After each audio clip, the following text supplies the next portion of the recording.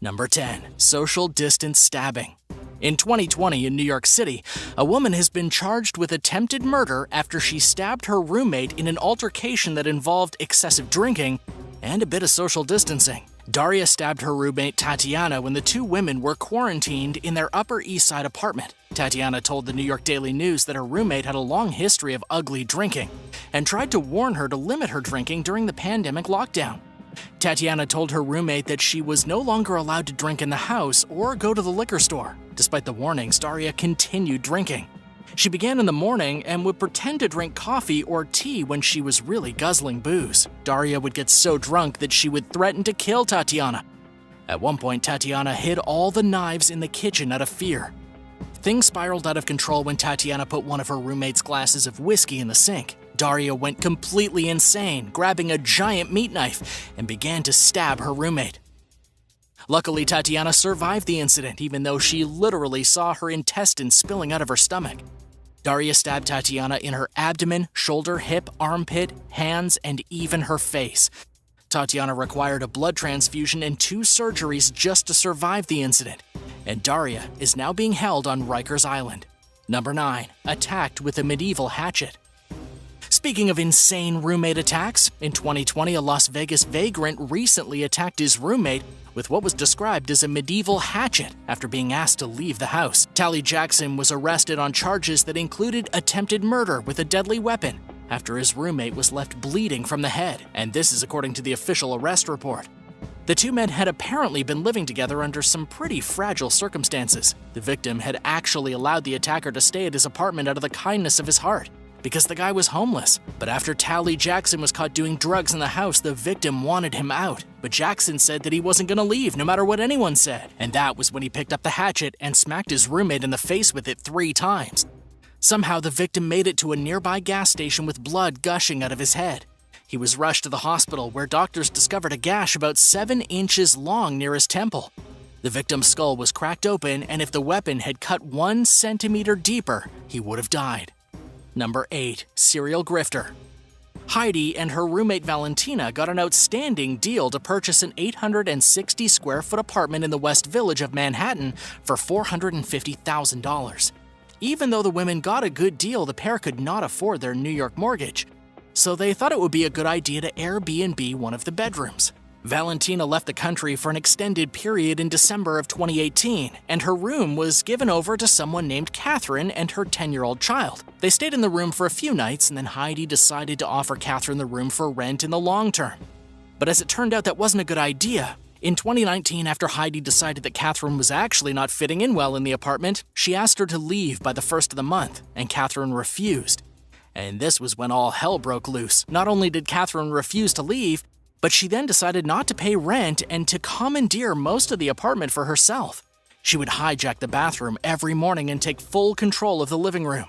It then turned out that Catherine was actually a grifter. She'd stiffed other landlords and pulled the same stunt in other places. She'd even moved into a guy's apartment and promised to cover the last 4 months of his lease but never paid rent, resulting in a $20,000 bill for the poor guy.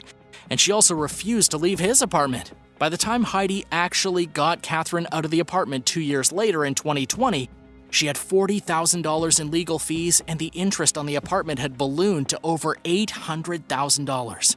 Hey, real quick, if this is your first time to World List, welcome. Thanks for checking out the channel. If you're liking this video, go ahead and hit that thumbs up button, and don't forget to subscribe if you haven't already. Number 7. Jealous thief. A 19-year-old student at Florida Atlantic University was recently arrested for stealing a car that belonged to her roommate's girlfriend and then lying to the police about what she'd done. Her name is Sarah Zamora, and apparently the crime was committed out of jealousy. Sarah was living with Brian, and Brian was dating Melissa. When Brian moved Sarah into the apartment strictly as a roommate, Sarah hadn't realized that he was dating Melissa. The first time that Melissa showed up to the apartment, Sarah was visibly upset about it. She may have been coveting Brian for herself. In a fit of jealous anger, Sarah stole Melissa's car. But it's not exactly clear what the endgame here had been with stealing the car. Sarah had texted Brian in the morning saying that the door was left open during the night. This was most likely her cover story in an attempt to get away with stealing the vehicle. She then told the local police that she witnessed a man break into the apartment early in the morning. The man allegedly put a gun to her throat and ordered her to get into Melissa's car and also to steal her computer. The man then got out of the car and ran away, and Sarah just walked to her class. As you can imagine, the officers didn't really believe the story. In the end, Melissa's car was returned to her, though seriously vandalized. Sarah has since been charged with grand theft auto as well as filing a false police report. Number 6. Beaten with potatoes. A man in St. Petersburg, Florida is now behind bars after being accused of beating his roommate with a sack of potatoes. Yeah, you heard that right, a sack of potatoes. According to the St. Petersburg police, Stephen Teal broke into his ex-roommate's apartment through a window carrying with him a potato sack, then attacked her brutally with the sack of potatoes, beating her until she was covered in bruises and injuries. Stephen was swiftly arrested and charged with burglary and will be behind bars for a while. As for why this psycho climbed through his ex-roommate's window and beat her with potatoes, the police didn't shed any light on that mystery. But putting 2 and 2 together, she probably kicked his crazy butt to the curb and he wanted some revenge. Number 5. Drowned in a pond. Bobby Woods Jr. was a 21-year-old native of Texas when he drowned his roommate's child in a pond. This guy is the very definition of psycho, and why people should be very careful when living with complete strangers. According to the news reports, Bobby drowned the boy because he claimed his girlfriend was pregnant and they needed extra space at their home, where several families were all living together. Did he really think he wouldn't get caught? In any case, it later turned out that his girlfriend was not pregnant at all. Bobby had just wanted to make a little extra room in a very crowded house. He thought the way to do this was to push his girlfriend's nephew, a youngster named Mason who was only 3 years old, into a pond about 110 miles northeast of Houston, and then watch him drown. This is obviously very tragic. Nothing like this should ever happen in a society, and thankfully Bobby is now facing life in prison. His girlfriend, who apparently also had a hand in the murdering, was sentenced to a prison term of 20 years for conspiracy to commit murder. During the girlfriend's trial, it came out that she was functioning at an intellectual level below 99.8% of the population. The jury didn't care about all that and put her behind bars anyways. Number 4. The same song. A 53-year-old woman in Florida by the name of Marianne was living with her cousin for 5 years. That's a long time to live with someone and not accept their quirks and annoying habits. So one day Marianne snapped and went crazy. She lost her mind when her roommate cousin refused to stop blaring the exact same song over and over and over again on an endless loop. This happened sometime after midnight in the early hours of a Tuesday. The song that was being played on a loop was a disco hit from the 1970s called Le Freak. And it's the one where the singer chants "freak out" over and over again. You've probably heard it. Fitting with the song, Marianne also freaked out. Her cousin was 64 years old, but that didn't stop Mary from shoving her through a tiki bar that the couple had built themselves. The tiki bar collapsed. Her cousin fell through the bar and smashed into a speaker with her face. And in the end, she had a black eye and was pretty shaken up. Police quickly arrived to the scene and arrested Marianne on charges of domestic battery. She's no longer allowed to have any contact with this cousin. Although, to be honest, I'm not sure how that's really going to work considering they were roommates for the past 5 years and their family. Number 3. The roommate from hell. A student at the University of Hartford suffered the worst roommate ever. Chanel Rowe was bullied relentlessly by her roommate Brianna, with whom she was randomly assigned to bunk next to.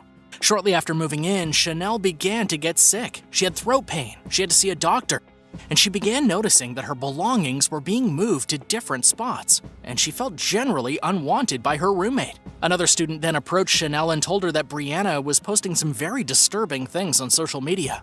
It turned out Brianna had spent 6 weeks spitting into Chanel's coconut oil, filling her lotions with moldy clam dip, rubbing used tampons all over her personal belongings, and putting her toothbrush in some pretty disturbing places. This horrible roommate was arrested and charged with third-degree criminal mischief and a second-degree breach of peace. She admitted to licking her roommate's utensils and smearing her own bodily fluids all over her backpack. Local police have requested that Brianna be hit with felony hate crime charges, and that she definitely won't be able to return to the university. Number 2. Angry pit bulls. On July 17th in Pasco County, a young man was viciously attacked by his roommate's pit bulls. It all happened when Kyle invited his girlfriend over to the house he was living in. Kyle had been living in the house for a few months and was familiar with the animals, and so was his girlfriend, Kristen. They had never encountered problems with the dogs before, but something happened on July 17th when she knocked on the door. The dogs lost their minds and tried to attack Kristen once the door was open. Trying to protect his girlfriend, Kyle got between her and the dogs, but he wasn't strong enough. The dogs knocked him down and dragged him from the front yard to the rear yard like Cujo. According to eyewitnesses, Kyle could be heard screaming over and over again, "They're killing me, they're killing me." Luckily, police arrived at the scene in time to save Kyle's life. Pasco County deputies had to shoot one of the dogs on sight, and the other was later euthanized. 6 weeks after the incident, Kyle was still in hospital with both of his legs ripped to shreds and serious damage done to his right arm all the way from his elbow to his wrist. The dogs had ripped most of the skin and meat off, leaving not much more than bones and tendons. On his left hand, Kyle was left with only 2 usable fingers. His lung collapsed, and he was put on a ventilator. Kyle would have had an easier time surviving a shark attack. Number 1. The cat abuser. A man in Iowa named Chad is what can only be described as a piece of human garbage. Chad had been accused of stealing and then torturing his roommate's cat. He apparently broke into the home where he and his ex-roommate used to live in Benton County strictly to steal the feline. He then sent his ex-roommate photos of the cat being left outside in the freezing cold, as well as graphic images of the cat being physically abused. This comes straight from the Benton County Sheriff's Office. The physical abuse done to the cat is so horrendous that I don't even really want to get into detail with it. This guy was a complete psycho. He did all of this just to get a bit of attention from a guy he used to live with. Well, he got the attention. The abusive photos were uploaded online and showed to the police, who eventually arrested Chad and held him on charges of third-degree burglary and animal abuse. But don't worry, the cat was returned to its rightful owner with absolutely no serious injuries, but maybe with a bit of PTSD. A man from Vancouver, Washington was banned for life when he made the stupid decision of jumping off the side of a Royal Caribbean cruise ship. According to a spokesperson from Royal Caribbean, the behavior was reckless and stupid, and the man and his companions were banned from ever sailing with them again. They were even exploring legal options to bring the man up on criminal charges. This jumper's name was Nick Nadev, and he posted a video of himself jumping off the 11th deck of the cruise ship Symphony of the Seas, which just so happens to be the largest cruise ship in the entire world.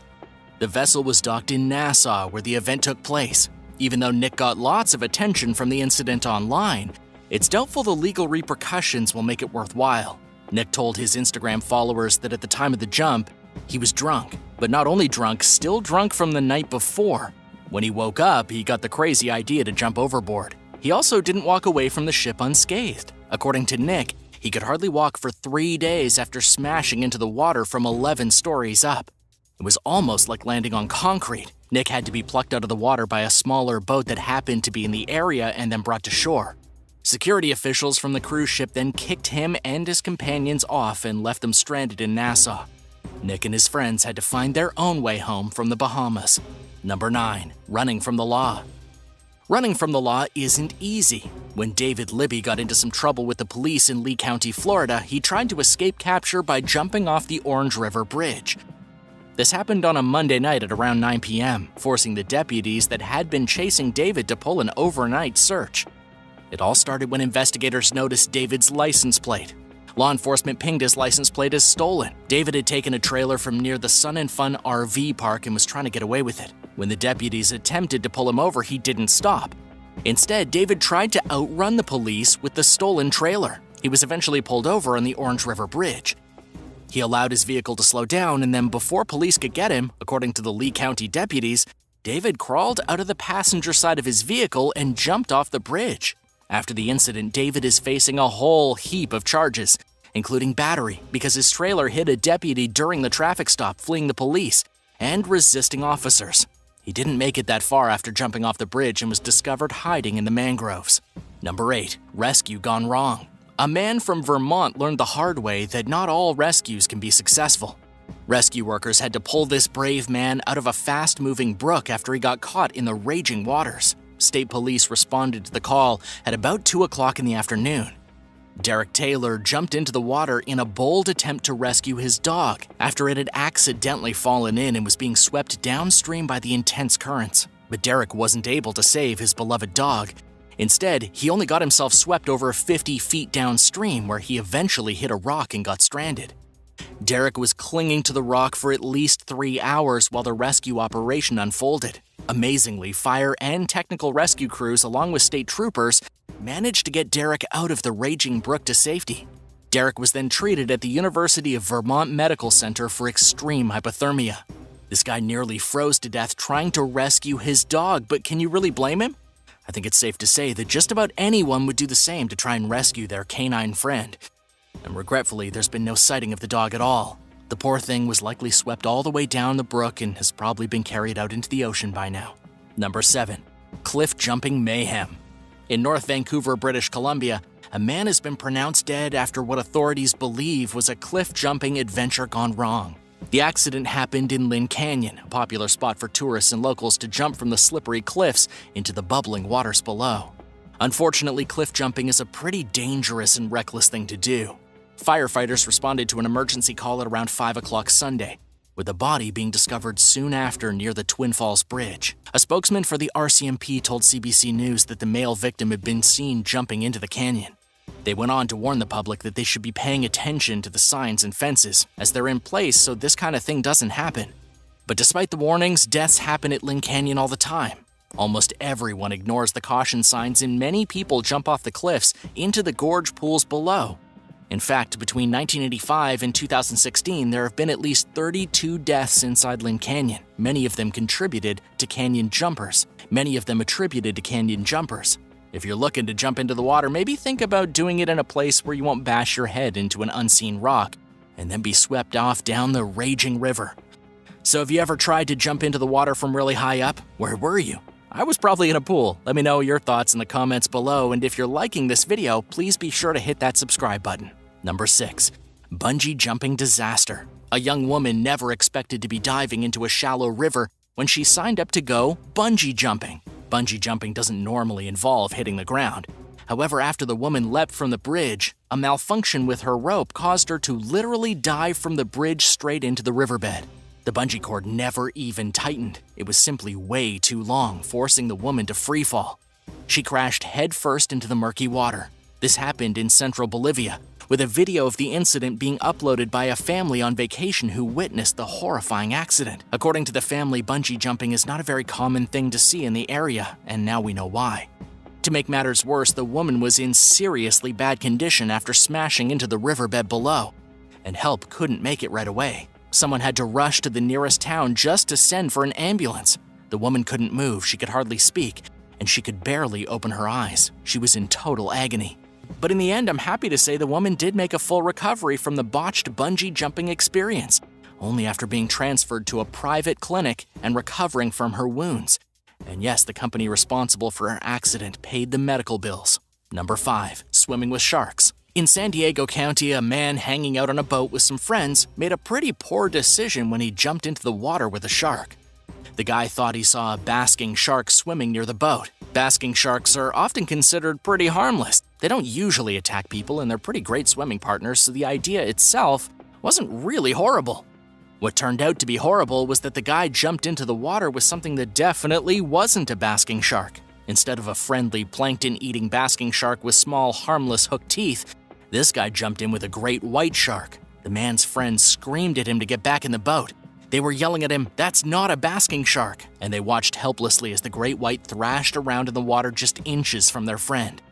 And luckily, this guy made it back into the boat in one piece. He was extremely lucky that the great white didn't open its jaws and take a bite out of him. Maybe it just wasn't hungry. Number 4. Anaconda selfie. If you thought jumping into the water with a great white shark was a bad idea, check out this guy who jumped into a river in the Amazon jungle to take the most dangerous selfie ever. This guy was a tourist named Carlos Andrade, a cattle rancher from Nyamunda, who got the crazy idea to snap a selfie of himself with the world's largest and most dangerous anaconda. Carlos put his life on the line and the future of his farm in jeopardy just to get a picture in the water with one of the most prolific hunters in the entire Amazon jungle. This serpent was a green anaconda, a snake that can grow up to 30 feet and strangle animals as big as horses before swallowing them whole. If the anaconda had been so inclined, it could have easily wrapped its bulky body around Carlos and squeezed his bones to juice. Miraculously, Carlos survived jumping into the river with his selfie stick and playing with the anaconda. Maybe it didn't see Carlos. Maybe it just didn't like the look of him. Whatever the case, Carlos got the most legendary selfie ever, and luckily he walked away with his life. Number 3. Failed rescue. In California, a family outing to the beach turned into a tragedy. At Blind Beach in the small town of Jenner, 2 young children were swept out to sea. The kids were only 4 and 6 years old, and they got sucked up in a riptide. Riptides are incredibly dangerous, and one of the leading causes of people drowning at public beaches. In this case, the riptide grabbed hold of the children like an underwater hand and dragged them out into the sea. The father of the children saw what was happening and tried to save them. This guy jumped into the water thinking he was going to rescue his children. But what happened next is nothing short of tragic. The father grabbed one of the children, but in his effort, he was swept out to sea with them. His heroic actions turned out to be completely frivolous. According to the Sonoma County Sheriff, the father's body was pulled out of the water shortly after 2:30 in the afternoon. In the end, the father jumped in to save his children and ended up drowning. And as for the kids, they were never found. At the end of the day, the poor mother was left sitting in the sand with the body of her dead husband and her 2 children gone to watery graves, all because they wanted to have a bit of family time at the beach. Number 2. Dead in the water. A man in Mississippi jumped into a pond on a dare, and this might seem pretty innocent. After all, ponds aren't typically dangerous. But that's because you've never seen a pond in Mississippi. This young man's friends coerced him into jumping, and one of his friends even promised to hand over cash for a down payment on a new car. One friend called him soft, saying he didn't believe he would ever jump into the pond. Well, this guy totally gave in to the peer pressure. The last thing he ever said on dry land was, "If I drown, who's gonna come and get me?" Unfortunately for the guy in the pond, he didn't make it. He jumped into the water, swam about halfway across the pond, screamed for help, and then vanished. He was only 20 years old when he drowned in the middle of the pond with all his friends watching and filming on their phones, and nobody even jumped in to save him. Somebody did call 911 though. Firefighters arrived and informed everybody that a drop-off in the center of the pond was probably 30 feet deep. The young kid left behind a 7-month-old baby. He never arrived at his graduation in June, and he never attended college in the fall. And all because of a stupid pond in Mississippi. Number 1. Bad escape. In Florida, a man was arrested by the police on his way to jail when he managed to break away from the officers and jumped into the water of Boca Ciega Bay. It was one of the most dramatic escapes ever. According to the Pinellas County Sheriff's Office, the man's name was Donnie Brownlow Jr., and he was accused of felony driving and domestic battery obstruction. These are not the worst crimes to be arrested for, and yet Donnie risked his life to try and escape.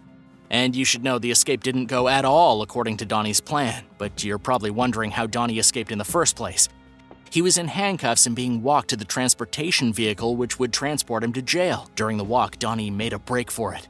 He dodged the officers and then jumped into the water. Nobody knew exactly what he was planning to do from there, and unfortunately for Donnie, nobody would ever get the chance to ask him. He was found later by the Treasure Island Fire Department and given CPR on the scene, but he was already dead. This ridiculous criminal thought he could swim away with handcuffs on and ended up drowning instead. Thanuis Botha is a well-known big-game hunter from South Africa. In fact, at least he was until just recently when he got squashed to death by an angry elephant. Botha was leading a small group of hunters in Zimbabwe when they came upon a group of breeding elephants. Keep in mind here that elephants aren't stupid. When they see humans and guns, they know something's going down. This was some premeditated revenge on the part of the elephants. They sensed the danger and charged at the hunters. Imagine the horror the hunters must have felt when they saw a group of 13,000-pound elephants running towards them. Botha shot at the incoming animals, but he wasn't quick enough and one of them got him in the side. The elephant then lifted Botha with her powerful trunk. One of the other hunters in the party shot at the elephant, and when the elephant collapsed, she fell onto Botha, crushing him with her weight. He died instantly. And as much as people like to celebrate these kinds of revenge scenarios, keep in mind that Botha left behind a wife and 5 children, according to the Daily Mail. The family lost a husband and a father. Sure, he was notorious for hunting lions and leopards. He definitely got some serious karma by being crushed by an elephant, but he was still a human being. Number 9. Kangaroo attacks. On Christmas Day of all days, a father in Australia was punched in the face by an angry kangaroo and then kicked to the ground. The giant marsupial was simply trying to hang out in the guy's front lawn and dig up a couple of holes. Really, the kangaroo was just minding its own business. But then the father came out of his house and tried to make the kangaroo go away. Apparently, the animal didn't really feel like it, and to take out its revenge on the rude human disturbing its digging activities, it hopped straight at him and unleashed a furious ultimate punch. The family of the man even caught video footage of this scary but kinda hilarious incident. The kangaroo was visibly enormous with its big, muscular chest puffed out. It looked like an animal boxer. And the father didn't suffer any injuries from the brazen attack, and the kangaroo hopped away and made its escape. In the end, everyone was okay. The kangaroo probably went off to dig its holes in someone else's front yard, and I'm sure the next time the father might approach the situation a little differently. Number 8. Angry cougar. A cyclist was recently killed by an angry cougar after trying to scare the animal. As you might already know, animals don't really enjoy when people try to frighten them. 2 mountain bikers were going down a trail east of Seattle when they noticed the mountain lion chasing them. They thought the best course of action was to get off their bikes and face the animal and then shout at it until it went away. But instead of going away, the cougar was enraged by the cyclist's attempts to scare it off, so it attacked them. The cougar pounced on the bikers. One of the cyclists hit the cougar with their bike and it ran off into the forest. But this cougar wasn't done with them yet. As they stood bewildered trying to catch their breath, the cougar came back for its revenge. It ambushed them out of nowhere and bit one of the cyclists right on his head. This is according to the Washington Department of Fish and Wildlife Police. The second cyclist ran off in fear while the cougar finished off his friend. To complete its revenge, the cougar even dragged the guy back to its den and feasted on him. There are roughly about 2,000 cougars in the Washington state, and up until the 1960s, the state paid hunters a bounty for killing them. Now the state allows 250 to be hunted in the 50 designated zones. Cougars are known to kill pets and livestock, but encounters with people in Washington are pretty rare. This insane attack was the first cougar fatality in Washington state in over 94 years. Number 7. No more burgers. Greg Nolan was recently the victim of a crazed and possibly psychotic cow. The angry bovine cornered Nolan and tried to headbutt him to death in its stall. But this was only the first attack. Following the initial headbutting incident, the angry cow attacked Nolan yet again. She got him on the ground and broke every last rib on the side of his body except one, even puncturing his lungs and destroying his spleen. Nolan was basically murdered by his cow. The only reason he's still alive is that his friend got between him and the animal. Nolan's friend then rushed him to the ICU, where he spent 2.5 weeks recovering. There's been no motive given for the cow's attack. She could have been angry about something Nolan did to her, or maybe she just didn't want to be turned into a cheeseburger or her baby's milk given away. Whatever the case, Nolan is still caring for this murderous cow to this day, despite its murderous tendencies. What do you think that cow's motives were? Let me know your thoughts in the comments below, and don't forget to like this video and subscribe. Number 6. Crow vengeance. A man in India was recently on the wrong side of a flock of crows. Shiva Kiwat was forced to carry a stick with him every time he stepped out of his home because a murder of irritated crows would swoop down at him and try to peck his eyes out. He had to scare the crows away from his home and keep the stick with him whenever he went out walking. Talk about watching your back, and kind of your front, and kind of all around you too. But why were these crows so determined to terrorize Shiva? Well, it all started 3 years prior when he discovered a crow chick stuck in a nest near his house. When he tried to save the baby crow, it died in his hands. It wasn't his fault. Unfortunately for him, the crows witnessed the entire thing, and they must have blamed him for the death of their chick. And as you might already know, crows have intense memories and are able to recognize human faces. They also practice revenge. Ever since that incident, all the crows in the neighborhood have targeted Kiwat in an almost daily basis. He even has scars from their merciless attacks. And the poor guy was just trying to help. Number 5. Cat payback. A woman named Max from the small town of Melvin, Michigan was the victim of feline revenge. She apparently tried to defend her dog from being brutally attacked by a stray cat that she had recently adopted. The cat absolutely hated the dog and tried to kill it. To defend the helpless little pup, Max kicked snow at the cat's face. Well, the cat didn't like that at all. The cat then turned its attention from the dog to Max herself, leaping onto the woman's head and sinking its teeth into her forehead. The cat scratched apart Max's face and bit her several times, causing serious injuries. The entire incident was even captured on a surveillance video and uploaded to YouTube. If you've ever seen the video of the woman kicking snow in the cat's face only for the cat to leap on her head, well, this is that story. Max was rushed to the hospital after the brutal attack by her adopted cat. She even came down with an infection that caused her face to deform. It would be a long time before she ever recovered. And in the end, Max had to euthanize this violent cat. So does that make you second-guess adopting any stray cats? I wonder if she's ever cared for any wandering felines again. Number 4. Slapped by a fish. A fisherman was recently slapped in the face by a fish. It's pretty rare that a fish ever gets a chance at that revenge, and yet when the fisherman caught a giant carp and held it up in both hands to get photographed, the enormous fish launched itself into action. It flailed its body and managed to slap its tail across the fisherman's face, momentarily stunning him. The guy nearly dropped his massive trophy fish back into the water. The slap didn't really cause any damage, but it definitely wiped the smug look off his face. What's even more hilarious is that the guy's friend told him never to touch the tail of a fish, but he didn't listen to reason, yanking at the fish's tail as he tried to pose for a photograph, and this earned him a great big fishy slap. Has this ever happened to you? Number 3, the best revenge. This one almost makes me cry, so brace yourself. An adorable dog recently got the best revenge that any animal can ask for. But its road to salvation was paved with hardship. It all started when a very sweet dog in the Ukraine was abandoned by its owners. The dog was left outside of a gas station while its owners drove away, leaving it there to fend for itself. What kind of person does that? As you can likely imagine, the dog was absolutely heartbroken. He waited for 3 weeks at the gas station for his family to return, but they never did. The little black dog was destitute. But then the dog met a woman named Elena Razenkova. Elena was an animal lover and immediately recognized that the sad little dog was in a dire situation. She took the dog home with her, gave him lots of food, gave him a nice bath, and cared for him as best as she could. The dog was named Loki. He recovered quite quickly, and his mood improved dramatically. The best revenge for Loki was to live a great life, something his stupid owners obviously couldn't give him.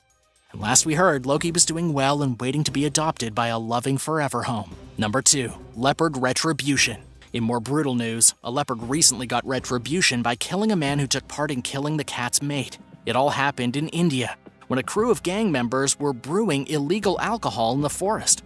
There were 4 members of the gang camping out in an area that they probably didn't realize was full of wild animals. I don't know how they didn't think any creatures could be nearby, but whatever. One of the members noticed something moving nearby in a bush. He took out his gun and fired at the disruption. It turned out to be a leopard. The guy shot a leopard dead, then watched as its terrified mate ran off into the jungle. And it would be several days later, during another session of illegal brewing, that the leopard came back to seek revenge. The gang was moving to a new spot inside the nature reserve when the original member who had shot the leopard days before stopped to take a break. The others went on without him, but he never showed up. When they backtracked to the place where he'd been seen last, they found him gone in a trail of blood leading deep into the forest. The rest of the gang ran into the woods just in time to see a leopard dragging away their friend. They screamed and hollered. The leopard dropped the guy and ran off. But by the time they reached him, he was already half dead. They tried rushing him to the hospital, but he died on the way. It's not clear how long the leopard had been stalking them, but it's safe to say that this was a premeditated murder. And can you blame the leopard? The guy did shoot and kill the love of his life right in front of him. Number 1, no more fighting. A rooster has brutally stabbed to death its owner in a shocking and probably incidental case of revenge. It happened at a cockfight in India. The guy was 45-year-old Thanojula Satish Good, and he decided it would be a great idea and a good advantage for the rooster if he tied a huge blade, a 3-inch knife known as a caddy cathy, to the leg of the rooster for the illegal fight to come. The knife was attached, and everything was going normally. But when the owner tried to put the rooster into the ring, it flailed its legs and stabbed the man in the groin with the knife. Ouch! Turned out not to be such a good idea after all. This is what local police told the Times of India. The man was cut so deeply that he was literally gushing blood out of his groin. By the time he reached the hospital, he was declared dead. He was literally stabbed to death by his own rooster. And can you really be mad at the bird? It was undoubtedly sick of being used in barbaric backroom cockfights. Samuel Sabatino reportedly spent years perfecting his burglary technique, which involved driving from his Florida home to upscale apartment buildings in New York City. He would slip past doormen by walking in with residents and engaging them in conversation, giving off the impression that they perhaps know each other or that he was a resident. His unassuming demeanor often failed to spark suspicion. And when it did, he pretended to be confused, as if he'd mistakenly entered the wrong building or floor. The elderly man's clever scam enabled him to make off with around $400,000 in stolen jewelry and other valuables that he took from people's homes while they were on vacation. But someone eventually caught on that something wasn't quite right about Sabatino's presence, and authorities began surveilling him in a complex multi-state investigation. Finally, in late 2019, a suspicious doorman turned the 81-year-old away from a Manhattan building and right into the custody of awaiting officers, who charged Sabatino with 11 counts of burglary. Police suspected him of having been involved with 12 or more burglaries that happened since 2014, many of which seem to occur on a semi-regular basis around major holidays that people tend to leave town for. This earned Sabatino the nickname the 4th of July Burglar and the Holiday Bandit, and this wasn't the first time he was busted for breaking into apartments and stealing from wealthy residents. In fact, he'd been a wanted man for years. Described as a career criminal by investigation supervisor Lieutenant Kevin Blake in a New York Times article, Sabatino was arrested back in 2001 when a Manhattan resident found him inside their home with 42 pieces of jewelry and a list of addresses in his pocket. Then, around 60 years old, the aging criminal jumped bail and began using fake identities, successfully eluding the authorities for over a decade before he got caught again. Sabatino pled guilty last year to attempted burglary, bail jumping, burglary, and tampering with evidence and received a 5-year prison sentence, meaning he very well may spend the rest of his life behind bars. Number 8. Jewel thief. Doris Payne is a seasoned career criminal whose illicit deeds spanned the majority of her adult life. For 60 years, the West Virginia native made a living by stealing luxury goods, at one point becoming an international jewel thief. Her life of crime began in the 1950s, and in the following decades, she used at least 20 aliases and 5 social security numbers to pull off her scams undetected. During the 1970s, Payne allegedly stole a 10-carat diamond ring worth an estimated $500,000 in Monte Carlo. She fled to France but was extradited back to Monte Carlo and spent 9 months in holding while authorities tried but failed to recover the ring. And then they had no choice but to release her. Payne has also been arrested in Greece, France, Britain, and Switzerland, according to The Cut. Her crimes have continued into the present day, landing her in and out of prison and on probation, with judges ordering her to stay away from jewelry stores. She's even escaped federal custody once. While most of Payne's arrests involved the taking of items worth thousands of dollars or more, her more recent arrest was in 2017 for stealing $86 worth of merchandise from an Atlanta Walmart while wearing an ankle monitoring bracelet from her previous arrest. Her extensive rap sheet both in the US and abroad were the subject of a 2013 Netflix documentary called The Life and Crimes of Doris Payne. In the film, Payne claims to have stolen at least $2 million worth of jewels, stating, "There's never been a day that I went to steal that I did not get what I went to do." Number 7. Grandpa Woodstock. Since the 1990s, a man named Grandpa Woodstock has been a fixture of the town of Woodstock in Ulster County, New York. With long hair, a gray beard, and wizard-like clothing, he's often been seen riding around on his adult-sized tricycle or standing barefoot while flashing peace signs and holding a wooden staff equipped with a bicycle horn that he honks at cars as they drive by. Writing for the New York Times, Corey Kilgannon described the eccentric character, whose real name is Alan M. Richardson, as one of the remaining handful of holdouts representing the community's dwindling hippie population, which has shrunk considerably in recent years as the town becomes more affluent and commercialized. Grandpa Woodstock told Kilgannon that he moved to Woodstock to recapture the feel of the 1969 music festival. He lived there with his girlfriend, a woman 20 years older than him but equally peculiar, who was nicknamed Grandma Woodstock. The couple's peaceful existence was disrupted when in 2004, police charged the 70-year-old hippie icon with selling marijuana and other controlled substances out of his apartment. Acting on complaints from locals that he was dealing drugs to teenagers, narcotics investigators have made numerous undercover buys in the months leading up to the arrest, and Grandpa Woodstock would be another arrest added to the list. "Peace and love," Grandpa Woodstock repeated. "I spread peace and love, that's what I do." After spending several weeks in jail, Grandpa Woodstock pled guilty to misdemeanor charges for selling marijuana and received 3 years probation and, much to his dismay, weekly drug tests. He was also banned from seeing Grandma Woodstock, and the couple went their separate ways. Richardson defended his actions, claiming that he only sold pot to teens whose parents knew they were buying it and trusted him as a safe source. Grandpa Woodstock stated, "I'm trying to spread flower power and trying to get people to love each other like brothers and sisters again." As a recent headline shows, attitudes towards marijuana are changing in the septuagenarian's favor. Recreational cannabis just became legal in New York State, and it's possible that Grandpa Woodstock's conviction will be expunged.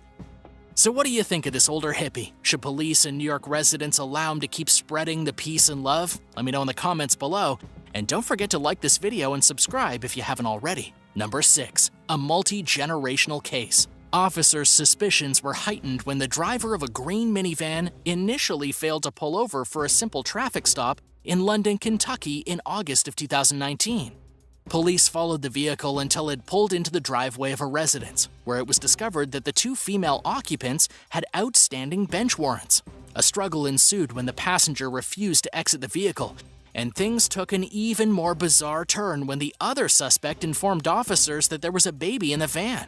At first glance, there was no sign of the infant, and the child's safety seat was empty. Deputies rifled through the garbage-strewn, insect-infested vehicle and found bags of trash, clothing covered in feces, and a 16-day-old baby boy on the floor between the two front seats, with his head facing the center console.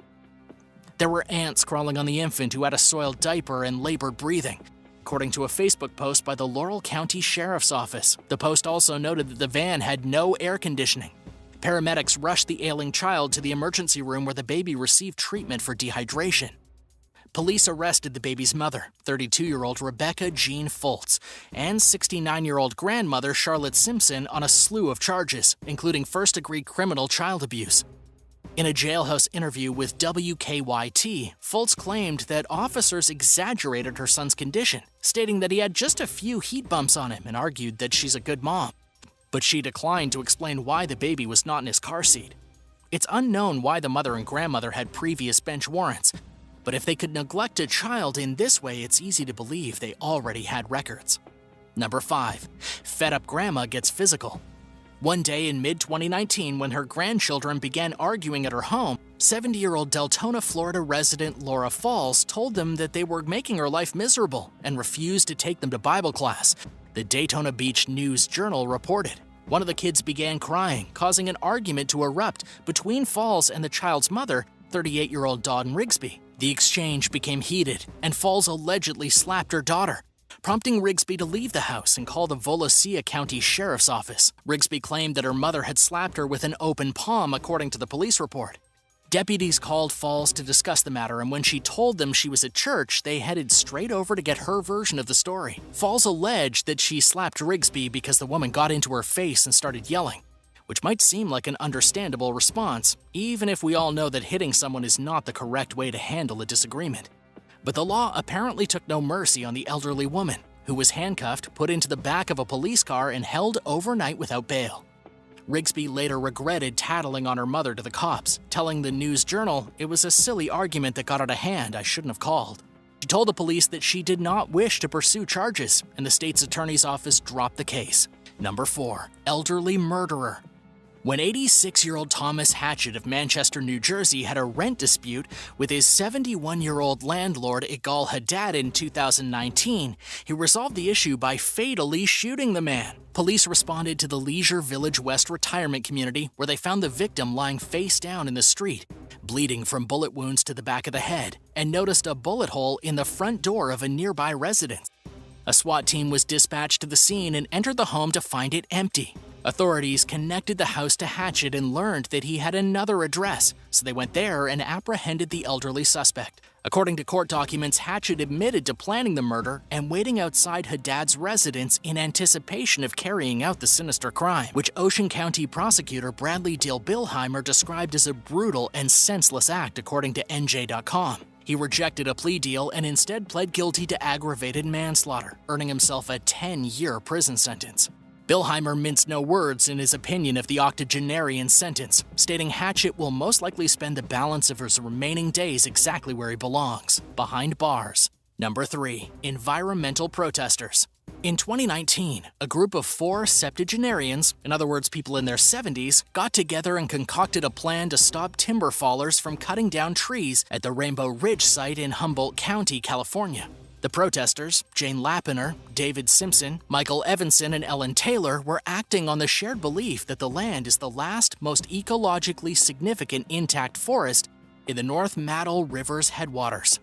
They reportedly hoped to come to a civilized agreement with the Humboldt Redwood Company, but the negotiations did not turn out as the seniors had hoped, prompting them to move forward with their plan to block workers from entering the forest. Upon trying to enter the area and being stopped, the logging team was a little rough with the group of tree huggers, but they became quite gentle and quite kind once they realized they were dealing with elders, according to Taylor, who spoke with the North Coast Journal of Politics, People and Art following the encounter. The company nevertheless had 4 activists arrested, but the charges, which Evanson described as baseless, thankfully didn't hold up in court and were dismissed. Number 2. Political rebel. If there's one thing we tend to take for granted here in the US, it's our freedom of speech, a protected right to speak our minds even when the government or other authorities do not like what we have to say. Not everyone in the world is this fortunate though, as a 70-year-old Vietnamese man named Ngoen Tong Thuy experienced last year when Ho Chi Minh City police arrested him on suspicion of making, storing, spreading information, materials, and items for the purpose of opposing the Socialist Republic of Vietnam State. Thuy's charges came on the heels of the arrest of a 54-year-old Ho Chi Minh City resident named Pham Chi Dung, who officers said had blatantly broken the law, adversely impacted social stability, and negatively influenced the security and order of the city, in the words of Ju Oi Trey News. Police expanded their investigation into Dung's case, leading them to Thuy. But how exactly did he oppose the state? According to the U.S. Agency for Global Media, Thuy worked as a contributor for Radio Free Asia in the 6 years leading up to his arrest, spreading ideas about freedom in the media, civil rights, and free speech issues. He had even traveled to the U.S. in 2014 to testify about some of these pressing matters, and is the former vice president for the Vietnam Independent Journalism Association. Earlier this year, Thuy was sentenced to 11 years in prison, despite the attempts of several human rights groups to persuade Vietnamese authorities to release him and his co-defendants. Unfortunately, they must pay their dues for daring to criticize the Hanoi government from behind bars. In a statement following the sentencing, US AGM CEO Michael Pak said, "It's appalling and unacceptable that providing objective reporting on Vietnam's repressive government cost these journalists their freedom. Here at World List, we couldn't agree more. How about you?" Number 1. Filicide. 78-year-old Kolkata, India resident Bandashar Malik strangled his 45-year-old physically disabled son Sir Sindhu to death when he refused to wear a mask upon leaving the house in April 2020.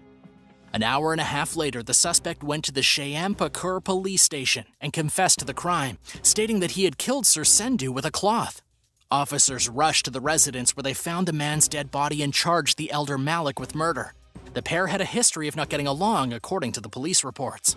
In a media statement, a spokesperson said over the last few days, the father and son used to fight every time Sir Sindhu stepped out of the house without a mask. Yesterday, an altercation broke out for the same reason, and the man killed his son in a fit of rage. The tragic incident came just weeks after the Bengal government imposed a mandate requiring citizens to wear masks in public spaces. And I think we can all agree that Sir Sindhu's father took COVID shaming to a whole new level. Thanks for watching. What do you think of these old people who committed crimes? Let me know in the comments below, and be sure to subscribe for more videos like this one. I'll see you next time.